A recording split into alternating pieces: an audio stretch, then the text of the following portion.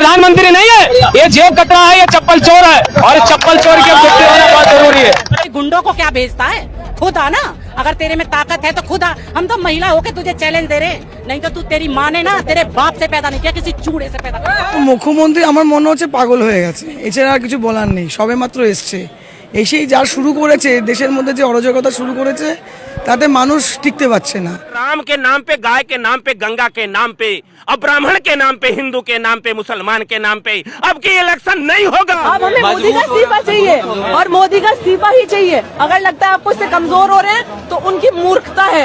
समाज को बदलने के लिए आए हैं आप रो क्यों रहे हैं? अब क्यों? ये जो देश का भविष्य है, मुझे ये दृश्य नहीं देखा जाता। पूरा मोदी मंत्रिमंडल बर्खास्त होना चाहिए।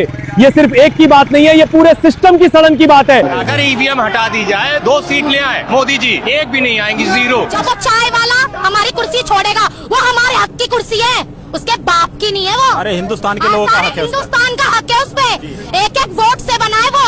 इस देश की समस्याओं का कारण है बीजेपी सरकार, मोदी सरकार, मोदी और अमित शाह और आरएसएस। ये सोच रहा है कि देश छोड़ के भाग जाएगा, ये अमित शाह सोच रहा है कि देश छोड़ के इसी देश में भोगेगा, ये अपने कुकर्म को यहीं भोगवाएंगे। अगर मोदी जी कुर्सी नहीं छोड़ते हैं, अमित शाह कुर्सी नहीं छोड़ते हैं, तो उस गुस्से का बवंडर आने वाला है और कुर्सी छोड़नी ही नहीं पड़ेगी, शायद देश से भागना भी पड़ जाए देश के प्रधानमंत्री और गृह मंत्री। একটা সরকারের তো এটা কাজ হতে পারে না গোমাতাকে রক্ষা করা, রাজার বন্ধ করা। সরকারের কাজ হবে আমি যে সার্বিক সমস্যা, দ্রব্যমূল্য বৃদ্ধি, মানুষের বেঁচে থাকার যে কষ্টকর যন্ত্রণাকর যে রাস্তা, সেটাকে ধীরে ধীরে আমি উপশম করতে পারছি কিনা। সরকার পাল্টানোর পর থেকে দেখছি খুব মুসলিম বিদ্বেষ বেড়ে গেছে। কিছু লোক আছে মুসলিমদের নিয়ে উল্টোপাল্টা কথাবার্তা বলছে। আচ্ছা, মুসলিমরা কি তোমাদের বাস দিয়েছে? এই দেশ সবার, সবাই থাকবে, সবাই সবার মতো থাকবে। আর কিছু মানুষ, কিছু খারাপ ব্যক্তি থাকে সব ধর্মের মধ্যে, হিন্দু ধর্মেও থাকে, মুসলিম ধর্মেও থাকে, কিন্তু তার জন্য একটা ধর্মকে খারাপ বা জাতিকে খারাপ বলা যায় না। আমার একটা পুরনো কথা মনে পড়লো, স্কুল লাইফে একটা বন্ধু ছিল, শাবতাব নাম তার, ঠিক আছে, সে মুসলিম। আজও দেখা হলে সে কথা বলে, বন্ধু ভালো আছিস? তাহলে এই হচ্ছে আমাদের ভাইচারা, হিন্দু মুসলিম ভাই ভাই। তাই ঘৃণা নয়, সবাইকে ভালোবাসা ছাড়াও ভালো থাকো সবাই। একজনকে বলতে দেখছি জিহাদিদের তাড়াও, দেশ থেকে পাকিস্তানে পাঠিয়ে দাও, বাংলাদেশে পাঠিয়ে দাও, মুসলিমদের তাড়িয়ে দাও ইন্ডিয়া থেকে। আচ্ছা, দেশটা কি সেই যে বলছে তার বাবার দেশ? এই দেশটা তো সবার, আমাদের হিন্দু মুসলিম শিখ ইসাই সবার, এই দেশটা সবার থাকার অধিকার আছে। কোনো ধর্ম খারাপ হয় না, মানুষ খারাপ হয়, এটা জেনে রাখো। বিজেপির গুন্ডারা কলকাতার মিষ্টির দোকান গুপ্তা ব্রাদার্সকে কিভাবে আক্রান্ত করেছে স্বাধীনতার আগের দিন, দেখো শুধু। তখন আমার আমিও ওনাকে উল্টো পাল্টা বললাম, আর একটা আর্গুমেন্ট হলো, একটা আর তারপরে উনি বলছে যে আমি দেখলে বন্ধুরা কিভাবে গুন্ডাগিরি করছে। গুপ্তা ব্রাদার্সের মতো একটি প্রসিদ্ধ মিষ্টির দোকান, এত পুরনো দোকান কলকাতার বুকে, তারা কত বছর ধরে এরা ব্যবসা করছে সততার সঙ্গে। গুপ্তা ব্রাদার্সকে দেখেই কিন্তু আমরা ছোট থেকে বড় হয়েছি। এই মিষ্টির দোকানে ঢুকে বিজেপির গুন্ডারা কি গুন্ডাগিরিটাই না করেছে। তারা ফোন করে আরো গুন্ডাদের ডেকে এনেছে, বলেছে একদম চুপ থাকুন। ক্যাশ বাক্সে যিনি বসেছিলেন ক্যাশিয়ারকে ডেকে চড় থাপ্পড়, একজনের আঙুল ভেঙে দিয়েছে মেরে। ভাবা যায় কি গুন্ডাগিরি। এবং শাসিয়েছে জীবন নিয়ে নেবো, প্রাণ নিয়ে নেবো, একদম বেশি কথা বলবেন না, আমরা যা বলবো সেটা মেনে নিয়ে আপনারা চলুন।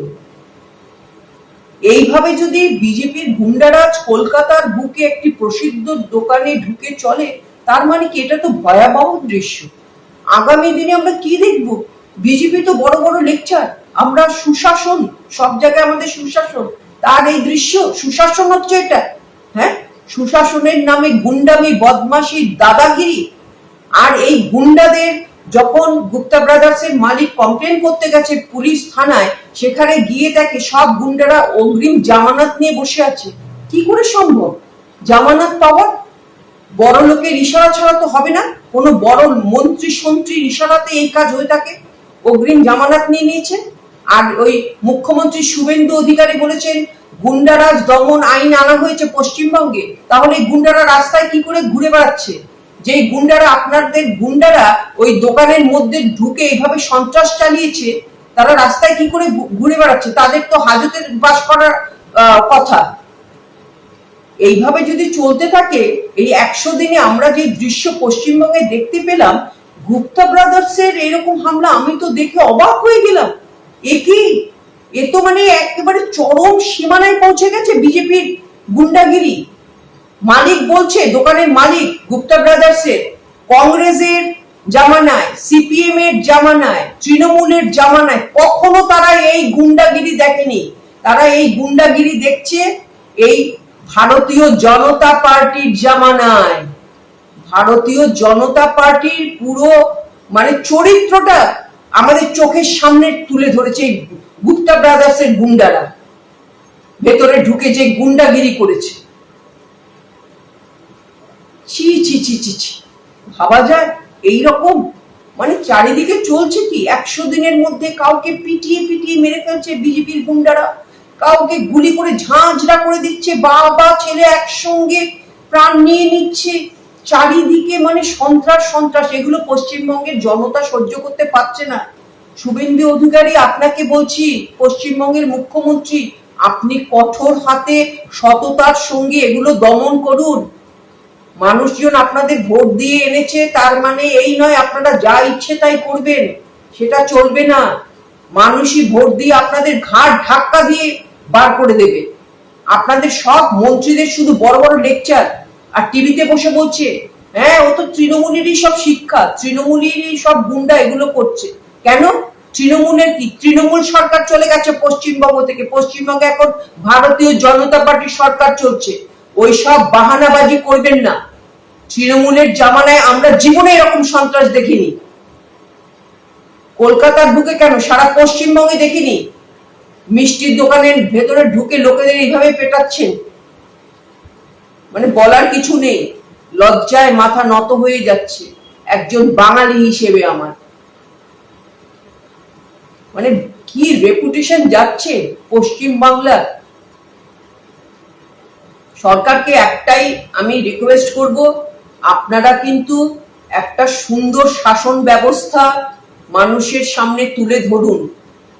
আপনাদের নেতা মন্ত্রীরা মানে সত্যি মানে একেবারে কি বলবো, মানে অপদার্থতার পরিচয় দিচ্ছেন। আপনারা শাসন চালাতে পারছেন না, শাসন ক্ষমতায় এসে সরকারকে সঠিকভাবে সঠিক পথে চালাতে সম্পূর্ণ ব্যর্থ হচ্ছেন, সম্পূর্ণ ব্যর্থ। গুপ্তা ব্রাদার্সের যে চিত্র আমরা দেখেছি, এরপরে আপনাদের আর সরকারে থাকার মতো কোনো অধিকার আমার তো আছে বলে মনে হয় না। আপনারা কিচ্ছু পাচ্ছেন, একেবারে সম্পূর্ণ বিফল, পুরো সম্পূর্ণভাবে ফেল করেছেন। বন্ধুরা, তোমরা তোমাদের মতামত অবশ্যই জানাবে। গুপ্তা ব্রাদার্সের ওপর এইরকম আক্রমণ কেন হলো? সবাই ভালো থাকো, সুস্থ থাকো। জয় হিন্দ, জয় ভারত, নমস্কার। আচ্ছা মুখ্যমন্ত্রী মশাই, আপনি বারবার আপনার কথায় শুধুমাত্র একটা কমিউনিটিকে কেন টার্গেট করছেন? একটা কমিউনিটির ওপরেই আপনার যত মানে ভাতাগুলো বাদ দিচ্ছেন, ঠিক আছে করুন, যেটা করুন, কিন্তু দেখুন আপনি ভাতা দিচ্ছেন না, একটা কমিউনিটির ওপর আপনার রাগ প্রকাশ করছেন, সব বুঝলাম, কিন্তু আমরা চাইছি কমিউনিটি ভাতা বাদ দিয়ে আপনি কর্মসংস্থান করুন। আমরা চাকরি চাই, বুঝেছেন? আমরা ভালো শিক্ষা চাই, ভালো স্বাস্থ্য পরিষেবা চাই। এইগুলোর দিকে আপনি দেখুন। বিসির অবৈধ তালিকা বাতিল করে দিয়েছি, ইমাম মুয়াজ্জিম ভাতা বন্ধ করেছি, গোমাতার সম্মান রক্ষা করেছি। গরম হয়েছে কিন্তু তরোয়াল বের করতে দিইনি। কিছুদিনের মধ্যে ইউসিসি আসবে। এক দেশ এক প্রধান, এক রাজ্য এক মুখ্যমন্ত্রী এক আইন। আর দুটো কাজ আমার বাকি করতে হবে, ধর্ম পরিবর্তন আর জমি কেনা বেচার ক্ষেত্রে আইন আনা। ভাতা বা কোনো কমিউনিটির ওপর রাগ এগুলো একটু সাইডে রাখুন। 100 দিন তো হয়ে গেছে, এবার একটু আমরা দেখি যে কটা চাকরির রিক্রুটমেন্ট বেরোলো, কটা চাকরির রেজাল্ট বেরোলো, সরকারি হাসপাতালগুলোর অবস্থা কি উন্নতি হলো, এইগুলো আমরা দেখতে চাইছি, ঠিক আছে? আপনি একটা কমিউনিটিকে নিচু করে আপনি চাইছেন যে অন্য কমিউনিটির সাপোর্ট পেতে, কিন্তু শিক্ষিত সমাজ কিন্তু সবই বুঝতে পারছে। তাই এটা আপনার কাছে রিকোয়েস্ট যে শিক্ষিত সমাজের জন্য কিছু করুন, ভবিষ্যতে আমাদের একটু ভালোভাবে থাকার ব্যবস্থা করুন। কিন্তু কিছু অন্ধভক্তরা কি বলবে দেখুন।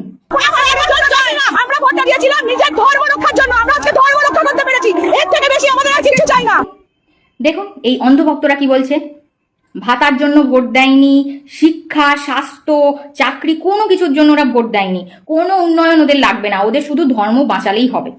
আরে বাবা, আমাদের কেন্দ্রে আমাদের রাজ্যে দুটো জায়গায় তো একই সরকার আছে, তাহলে এত ধর্ম নিয়ে ভয়ের কোনো দরকার নেই। আমার এই ভিডিওটা করার একটাই উদ্দেশ্য যে আমাদের রাজ্যের একটু উন্নয়ন হোক, কর্মসংস্থান হোক, স্বাস্থ্যর দিক থেকে পরিষেবা আরো উন্নত করা হোক, হ্যাঁ, শিক্ষা ব্যবস্থা আরো ভালো করা হোক।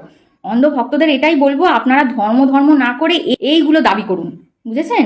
অন্ধভক্ত হয়ে লাভ নেই, হিন্দু ধর্ম খাতরে মে আর নেই, কারণ কেন্দ্রে রাজ্যে সব জায়গায় এসে গেছে বিজেপি সরকার, তাহলে আর খাতরার কোনো ব্যাপার নেই। এবার দাবিটা বদলে ফেলুন। রচনা ব্যানার্জি যে সুবিধাবাদী সেটা উনি নিজেই স্বীকার করলেন। কি বললেন? বললেন তৃণমূল হেরে গেছে তাই বিজেপিতে জয়েন করে নিয়েছে, তৃণমূল যদি জিততো তাহলে তৃণমূলেই থাকতো। তা বলছি দিদি, আপনারা যদি জনগণের ভালো করার জন্যই পার্টিতে গিয়ে থাকতেন তাহলে তো এরকমটা মনে হতো না।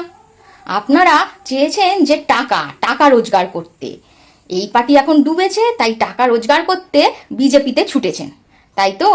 আচ্ছা, আপনারা অভিনেত্রী, আপনাদের না ওই সিনেমায়, টিভির পর্দায় যাত্রাপালাতেই মানায়, আপনাদেরকে এই পার্টিতে মানুষের উপকার করার এই যে মুখোশটা আপনারা পড়েছেন না, এটাতে না আপনাদের মানাচ্ছে না।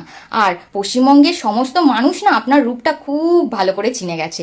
এইবার আপনি যেই পার্টিতেই যান সেই পার্টির শুধু নামটাই ডোবাবেন, আপনার দ্বারা কোনো ভালো কাজ হবে না, এটা আমাদের বিশ্বাস। আর একটা বড় ভুল কে করেছেন জানেন? মমতা ব্যানার্জি। উনি এই যে অভিনেত্রী, যারা জীবনে অভিনয় ছাড়া কিছু পারেনি না, তাদেরকে নিয়েছেন পার্টিতে। নাও এবার বাঁশ খাও। অভিনেত্রীদের দিয়ে আমাদের বোকা বানাচ্ছিলেন না, এবার ওনারাও আপনাকে বোকা বানাচ্ছে। ভালো হলো না?